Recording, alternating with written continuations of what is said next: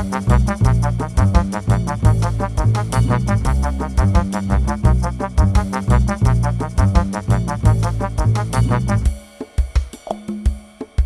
and welcome to another edition of Wine Vault TV. Today we're going to do something, I know I've just missed a bit of that, haven't I? It's kind of, welcome to New Zealand's most passionate internet wine programme. Don't usually miss that for some reason, but probably a bit excited about what we're going to do tonight. We're going to do Amarone. Now this is a wine that scares quite a lot of people, and not a lot of people in New Zealand know about it. I know kind of globally that they do, and it's been around since 1950. Or at least that's when Bolla first marketed Amarone in Italy, and then kind of 57 they did their first export of Amarone to the US. So fairly recent style of wine, 60 years old, and got its DOC in 1990, so only kind of 20 years ago. So and Amarone comes from the Veneto region, which is northeast Italy, up near Venice. Venice is the actual capital of Veneto, and Amarone is their kind of, I guess, their most famous wine. You do get Suave and stuff like that from there, but Amarone is the prized wine, and 3 grapes go into to make Amarone. Corvina usually 40 to 70%, and I should imagine that's where this kind of sits. And then you've got Rondinella, which is another kind of like 20 to 40% grape, and that they use that because it's quite disease resistant, and it dries out pretty well. Then you've got Molinara, which is it's usually 5 to 25%, but usually in that kind of 5% bracket. Doesn't offer.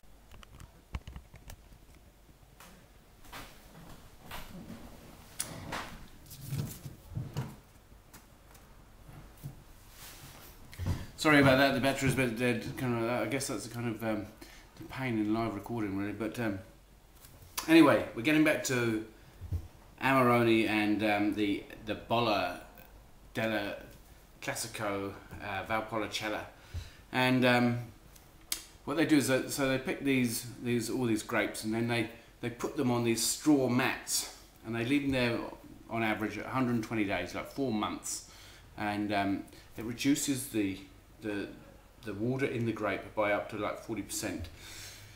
So then you have this quite concentrated sweet berry, and then they ferment that, and then they ferment that dry. But if it happens to get stuck, they have this other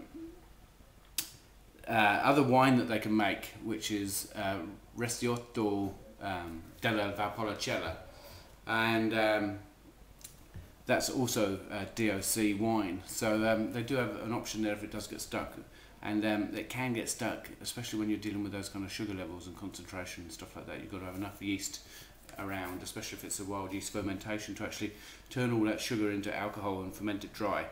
And so they usually, dry is anything under 5 grams of residual sugar, and so they're usually well under 4 grams, usually very dry, bone dry. So anyway, let's give it a shot. And the Bolla family, they've been around since the mid 1800s, and really started making their first wines in 1883. Now they're just a massive company, and they buy in a lot of grapes like negotiants do. So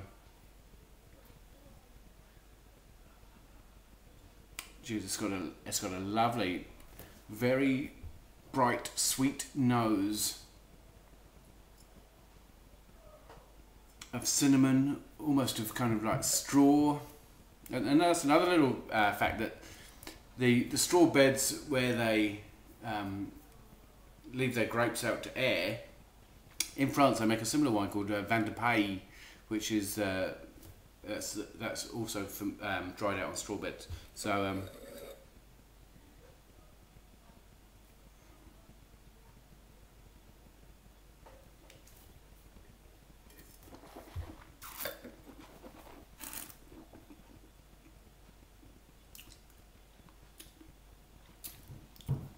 Now this is a 15% alcohol wine. It's probably above kind of room temperature right now because kind of it's been like 28 degrees out inside in Auckland today. But it doesn't feel unbalanced. I don't get any kind of heat at the end at all. What I do get is this kind of very structured wine. It's still going in my palate right now. It's got bloody good length.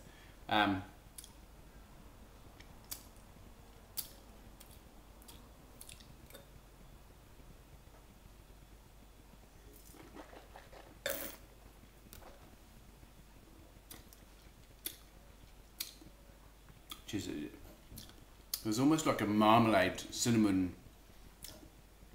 bit kind of nutty kind of component right in the mouth there. Then you get this kind of this really dark, rich, almost stewed kind of fruit.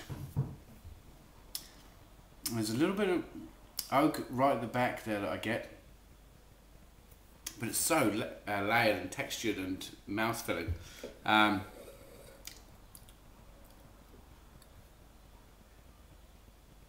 And 05, I don't, from memory, wasn't the best year in Italy either. So it's kind of 5 years old, well, 4.5 years old.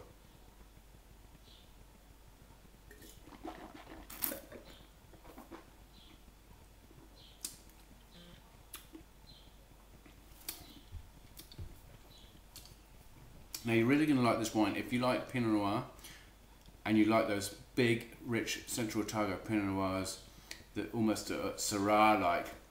That is what you're going to like, and you probably get a bit more interest in this right now. So I'm going to score it kind of 88, which for me is a pretty good. It's a pretty good base and start for a wine. So yeah, if you can find any kind of Amarone, and the label looks like that, just go out there and experiment. It's all about kind of having fun and having a bit of a taste. Anyway, I've got Corin coming round this evening. It's his, I guess, kind of mini stag do, and he just wanted to taste some decent wine. So this is what it's all about. It's for him. And in one of the next shows, I've got Adorangi Craig Hall Chardonnay, which has been bringing it a bit more kind of home and a bit more real for most of the people, because this isn't everyday drinking wine. This is $70, so a little bit of a treat for tonight. Anyway, see you later.